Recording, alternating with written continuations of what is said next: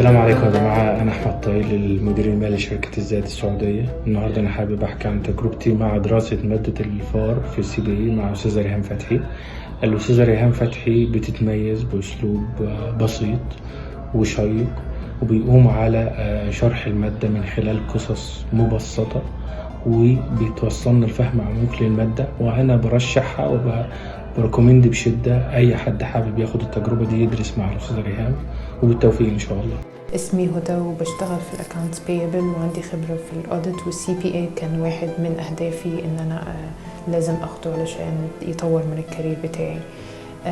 اخترت الاستاذة ريهام عن الاوبشنز التانيين كلهم لانه هي عندها ميزة ان في مجهود اكتر من المطلوب ان توصل المعلومة، والتأكيد ان الطالب او انا وصلت لي المعلومة بشكل مفهوم، سواء من خلال analogies أو أمثلة أو إلى آخره، علشان المعلومة تكون وصلت. ده غير إن في customization لطريقة التدريس على حسب الطالب، عشان كل طالب باحتياجه يقدر يوصل للجول بتاعه مع طبعا ظروفه أو ظروف عمله وكده.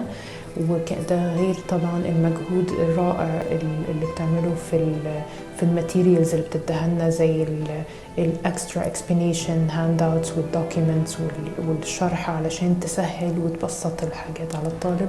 غير طبعا الاكزام تيبس والنصايح من خبرتها الخاصه. الاسباب دي كلها برجح الاستاذه ريهام لاي حد بيحب يعمل شهاده الCPA، لانه في جايدنس، في منتورشيب والتزام وبروجرام يوصل للهدف بشكل سمبليفايد وسستينبل.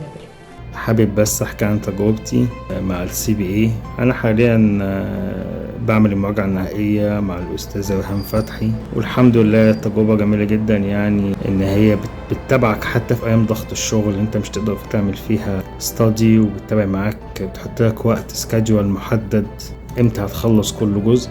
وحتى ممكن لو انت محتاج حد يقعد معاك في الأسئلة تقعد تحل معاك، سيموليشن ممكن تقعد تحل معاك. وفي اي حاجة دوب عندك بتعمل هي بتحضره محاضرة ليك وتبعتها لك. فأشكرها جدا والله على التجربة الجميلة اللي أنا قضيتها معاها.